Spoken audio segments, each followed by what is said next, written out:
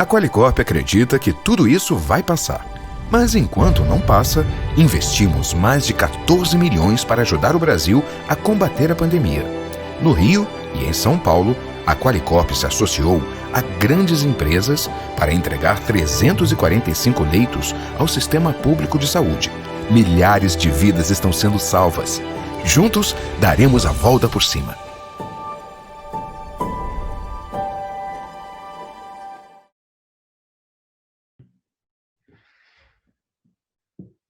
Senhoras e senhores, em continuidade ao quinto e último dia do primeiro Congresso Digital Covid-19, Repercussões Jurídicas e Sociais da Pandemia, apresentamos a segunda Conferência Magna, que trata do tema A Revalorização do Princípio Federativo na Pandemia.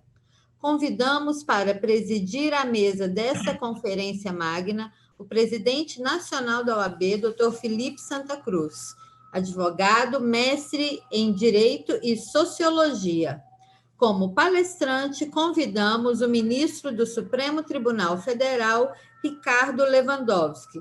Exerceu a presidência do Supremo Tribunal Federal e do Conselho Nacional de Justiça no período 2014 a 2016, é professor titular de Teoria do Estado na Universidade de São Paulo.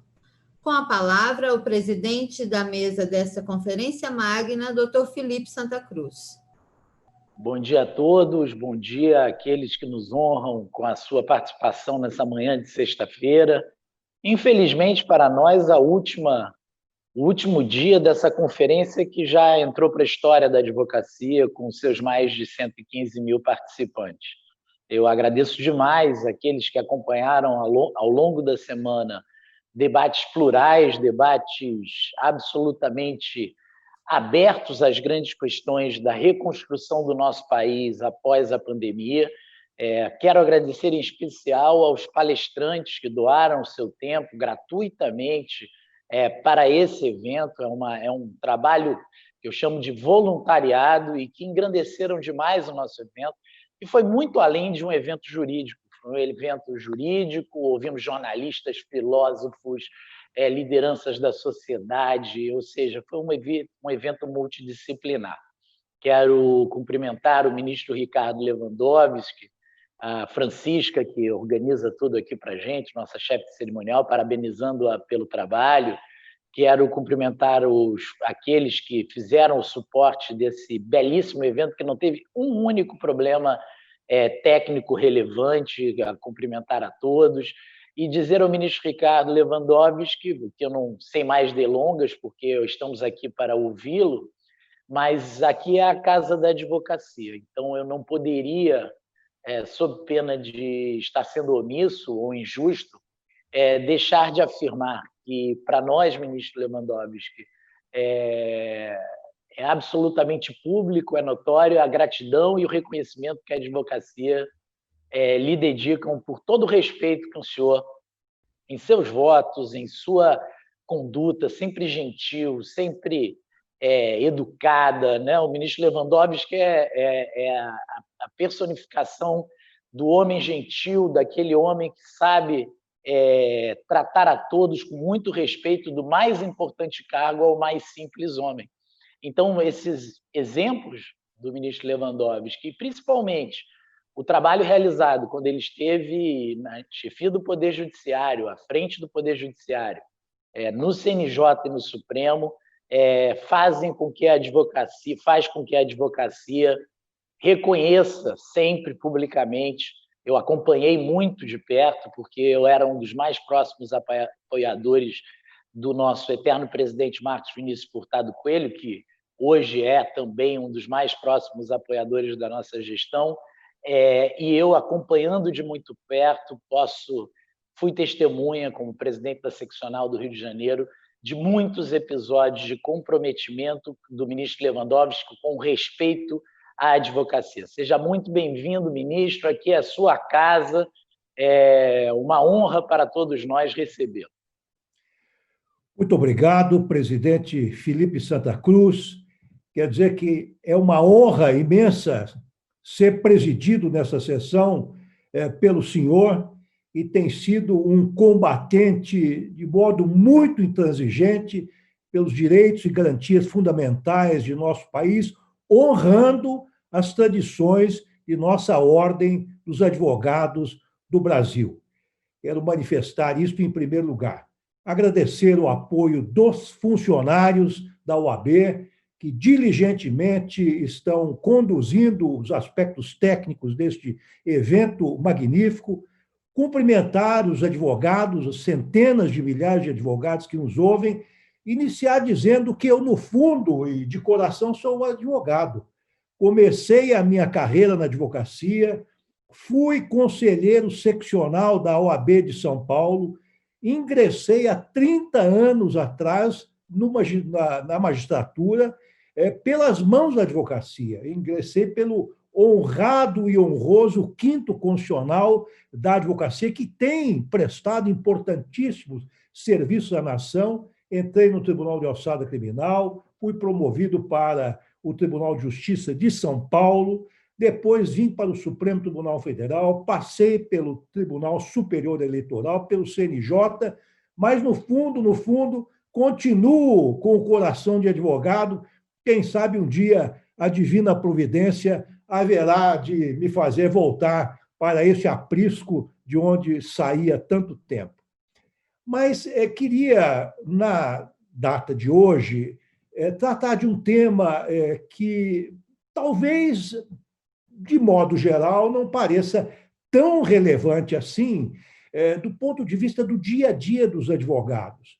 Mas, sob a perspectiva institucional e da própria democracia, o tema federalismo, que eu pretendo rapidamente abordar nesta manhã de hoje, em São Paulo, muito fria, porque todos podem ver que eu estou de paletó, de lã e de pullover, é realmente algo importante para a cidadania brasileira. E o Supremo Tribunal Federal revigorou este conceito importante, que é o princípio federativo, que é um dos princípios fundantes do nosso Estado democrático de direito, juntamente com o princípio republicano, princípio democrático e o princípio federativo, né? Que, de certa maneira, estão, sem dúvida nenhuma, entrelaçados. Mas queria começar a observar, eminente presidente Felipe Santa Cruz, que a pandemia que foi causada pela Covid-19, em que em poucos meses matou centenas de milhares de pessoas no Brasil e no mundo, infectou outros milhões de pessoas, revelou, na verdade, muitas coisas, em especial as fraquezas e as virtudes dos seres humanos. Nós pudemos ver, de um lado, a ignorância versus a sabedoria, o egoísmo versus o altruísmo, o descaso versus solidariedade. E, mais importante, dentro do tema que vamos tratar, esta pandemia revelou também as deficiências e as vantagens das diferentes formas de governar. Entre nós, no Brasil, por exemplo, mostrou o profundo abismo que existe em nossa sociedade, do ponto de vista da distribuição de renda, mostrou as deficiências brutais, vergonhosas do nosso sistema de saúde, do nosso sistema de educação, mostrou que precisamos realmente promover de forma urgente uma inclusão social dos menos favorecidos, sob pena de não sobrevivermos como nação. É por isso que o federalismo é um tema extremamente importante e que talvez possa contribuir para que nós demos um salto para frente nesse sentido. O federalismo é uma ideia antiga no Brasil. Nós sabemos, ela foi adotada na primeira Constituição Republicana de 1891, copiamos o modelo dos Estados Unidos, não é? E foi reconfirmado esse princípio pelo menos umas 5 vezes pelos nossos constituintes, inclusive os constituintes de 1988. O princípio republicano só não foi abrigado, e diriam os franceses, por cause, e por isso mesmo, na Constituição, ou na Carta Política outorgada de 1937, sob a qual se instaurou a ditadura getulista. Todos nós sabemos que, do ponto de vista teórico, existem 2 tipos de Estado, 2 formas de Estado. Se nós olharmos os Estados sob um enorme microscópio metafórico, nós podemos ver que, de um lado, existem Estados unitários e, de outro lado, existem os chamados Estados compostos. Os Estados unitários são aqueles que não se dividem internamente em unidades política e administrativamente autônomas. Nesses Estados existe um só governo, uma só lei, os cidadãos, portanto, obedecem apenas a um governo e a um ordenamento normativo. Já os Estados compostos, existem vários deles, mas para os fins de nossa exposição, vamos focar nos Estados federais. Nestes, nós temos o território do Estado dividido em unidades política e administrativamente autônomas. Isto é algo extremamente importante. Isso significa que os cidadãos devem submissão, claro, em termos, uma submissão republicana, simultaneamente ao governo central, aos governos regionais e aos governos locais. Esta ideia de um Estado federal é uma ideia historicamente nova. Ela surgiu com a independência das 13 ex-colônias britânicas da América do Norte, em 1776, que se uniram, num primeiro momento, para combater a potência colonial inglesa, foram bem-sucedidas e, em 1787, se uniram definitivamente em torno de uma federação, adotando uma única Constituição, em que, inclusive, se proibiu a secessão. Mas esse tipo de Estado, então formado, fez com que as unidades federadas, que num primeiro momento se transformaram em verdadeiros Estados soberanos, não tivessem entregado todos os poderes, todas as competências e todas as rendas para o governo central. Então, é um tipo de federação absolutamente paradigmático. E esse modelo, infelizmente, não foi seguido entre nós aqui no Brasil, quando nós adotamos o sistema federal, o Estado Federal, em 1891, na primeira Constituição. É bem verdade que a nossa federação surgiu um pouco por força das pressões das lideranças regionais que queriam mais poder. Não obstante isto, é um modelo que devia mesmo ser adotado, sobretudo num país de dimensões continentais, tão heterogêneo do ponto de vista cultural. Mas o que dizem os estudiosos acerca da nossa federação? É que ela nasceu sob o signo de um pecado original. E o que foi esse pecado original?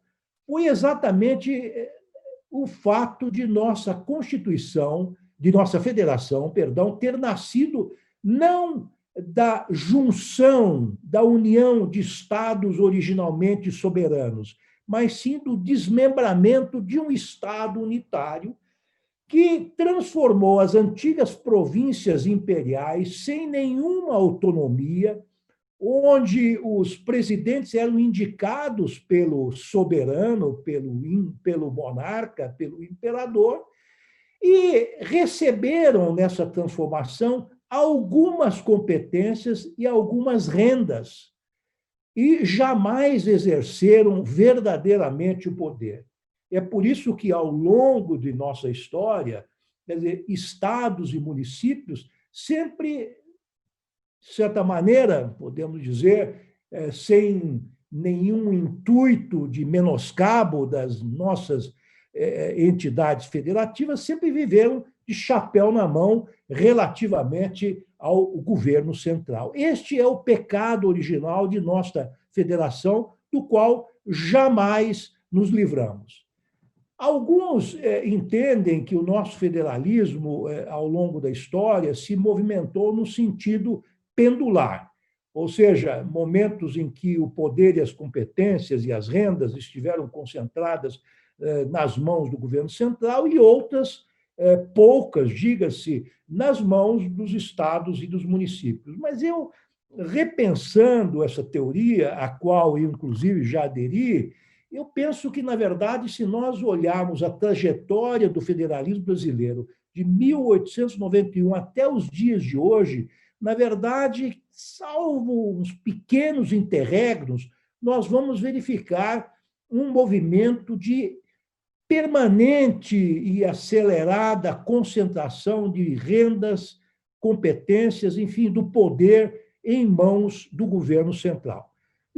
Tirando aquele instante em que o federalismo apareceu na Constituição de 1891, em que muitos, inclusive, temeram o esfacelamento do país, porque os estados se declararam soberanos, alguns estados mantiveram legações diplomáticas no exterior, outros contraíram dívidas externas sem autorização do governo central, enfim, se consideraram verdadeiros estados.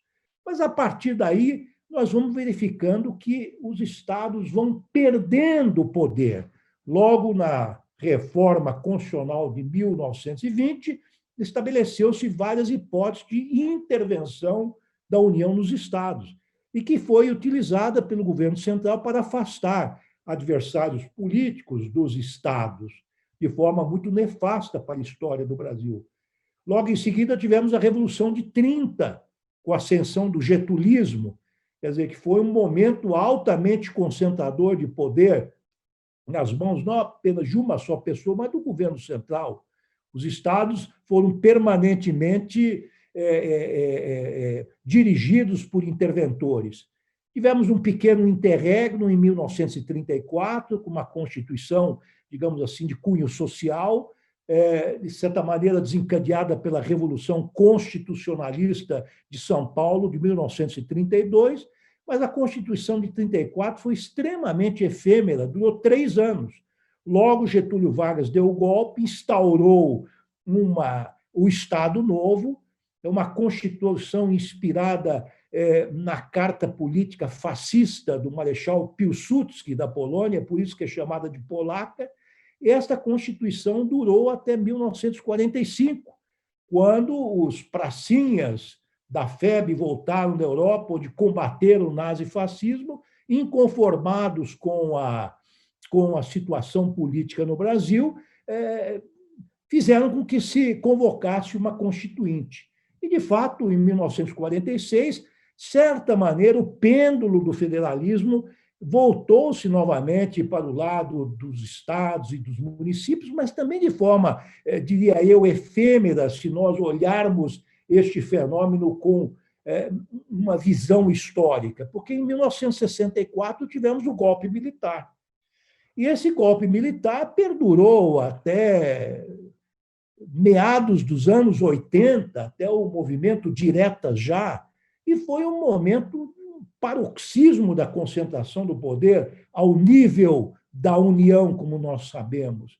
Todos os poderes, todas as rendas, todas as competências, aliás, todas as matérias podiam ser disciplinadas por meio de decretos, leis baseados na segurança nacional. Ou seja, jamais se viu na história do Brasil um momento tão concentrador e tão antifederativo como esse momento do regime autoritário, do regime militar.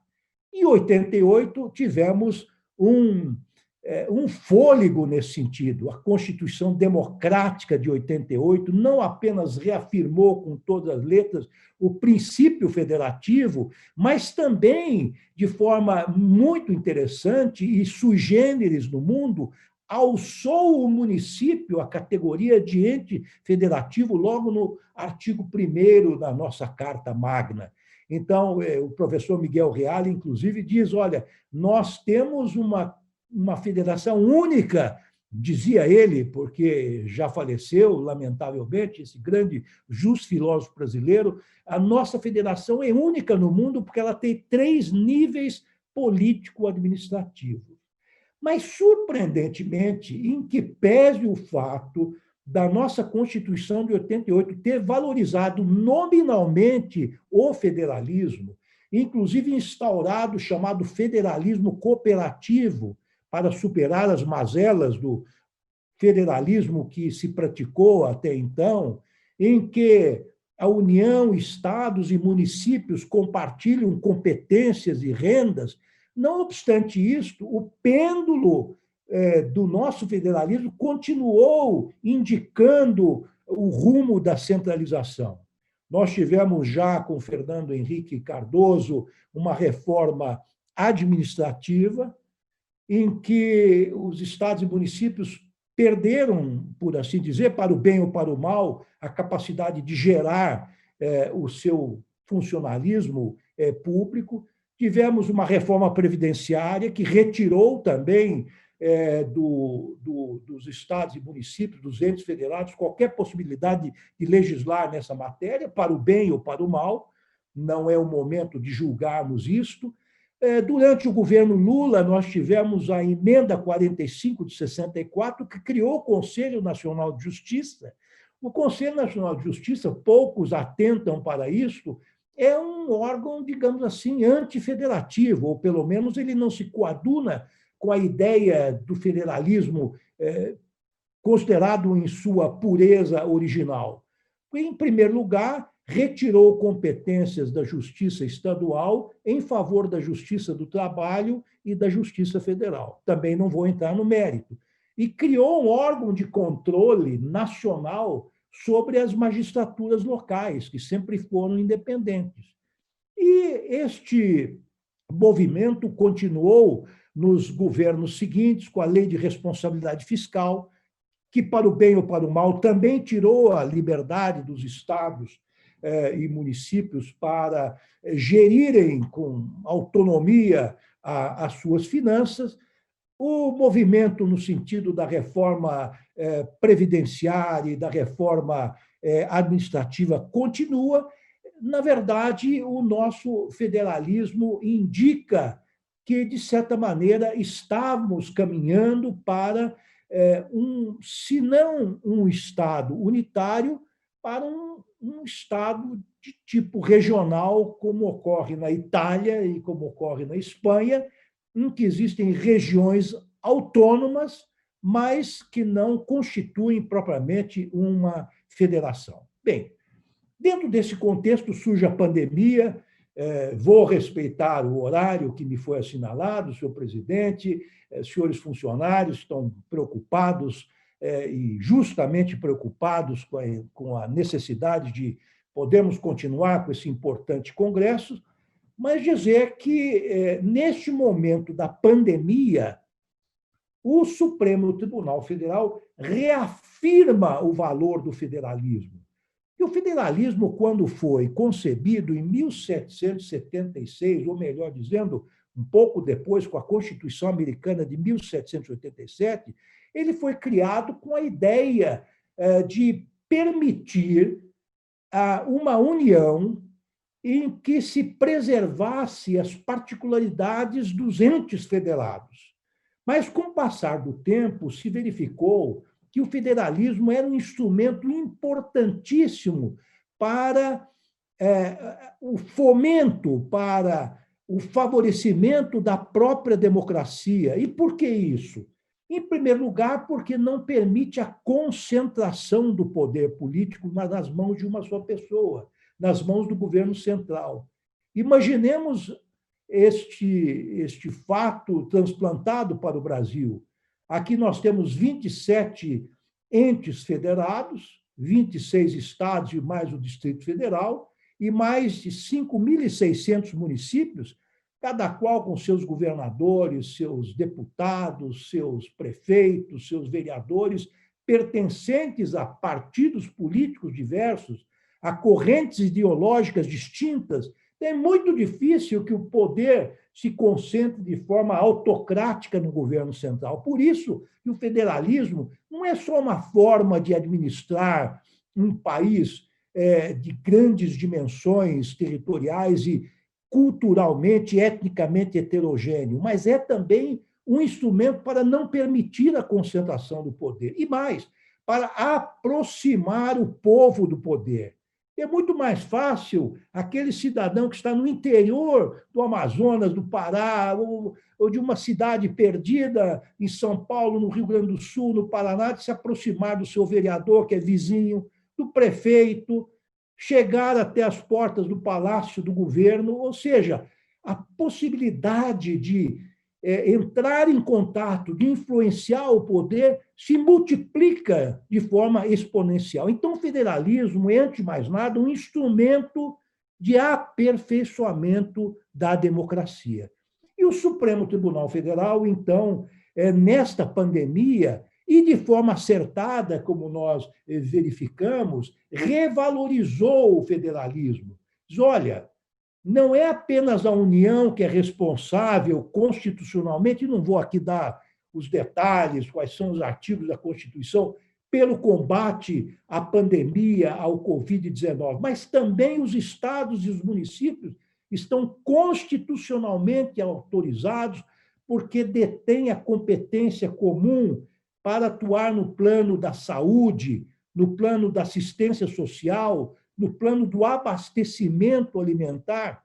Isso foi uma decisão extremamente sábia, porque demonstrou que os prefeitos, os vereadores, os governadores que estão mais próximos do povo podem melhor avaliar esta situação dispar que existe no combate a este mal que aflige hoje o planeta todo, a humanidade inteira, e foi, sem dúvida nenhuma, uma decisão acertada. É preciso dizer, já finalizando, que o Supremo Tribunal Federal, em nenhum momento, isentou a União de suas responsabilidades.